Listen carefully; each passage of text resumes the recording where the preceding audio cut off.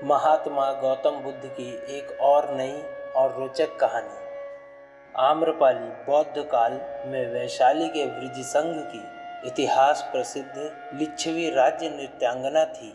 इनका एक नाम अम्बपाली या अम्बपालिका भी है। आम्रपाली अत्यंत सुंदर थी और कहते हैं जो भी उसे एक बार देख लेता वह उस पर मुग्ध हो जाता था। अजात शत्रु उसके प्रेमियों में था और उस समय के उपलब्ध साहित्य में अजात शत्रु के पिता बिंबिसार को भी गुप्त रूप से उसका प्रणयार्थी बताया गया है। आम्रपाली को लेकर भारतीय भाषाओं में बहुत से काव्य, नाटक और उपन्यास लिखे गए हैं। एक बार की बात है, महात्मा बुद्ध अपने शिष्यों के साथ घूमते हुए वैशाली नगर में पहुँचे। वैशाली को उस समय 16 महाजनपदों में एक महत्वपूर्ण जनपद माना जाता था, जिसकी ख्याति दूर दूर तक फैली हुई थी। यह नगरी परम वैभवशाली और हर तरफ से संपन्न थी। महात्मा बुद्ध के आने की बात पूरे नगर में फैलते देर न लगी। जिसे जब पता चला वह तभी उनसे मिलने पहुंच जाता और उनके उपदेश सुनकर खुद को भाग्यशाली समझता। बुद्ध का चरित्र ही ऐसा प्रभावशाली था कि उनसे प्रभावित हुए बिना कोई नहीं रह सका।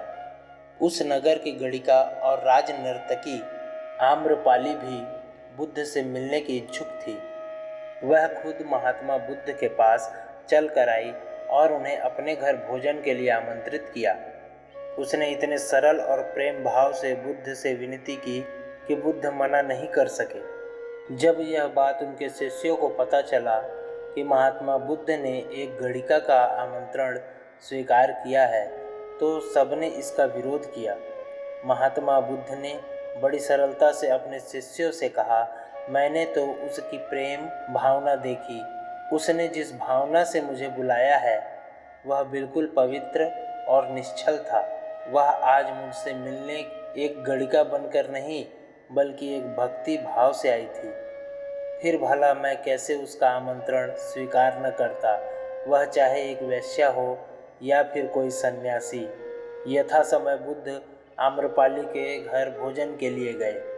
वह पहले से ही भोजन की सारी व्यवस्था करके भगवान बुद्ध के आने की राह देख रही थी। मन में यह विचार भी आ रहा था कि कहीं बुद्ध अपनी बात से मुकर न जाएं। इतने बड़े सन्यासी भला क्यों एक वेश्या के बुलाने पर उसके घर आकर भोजन करेंगे।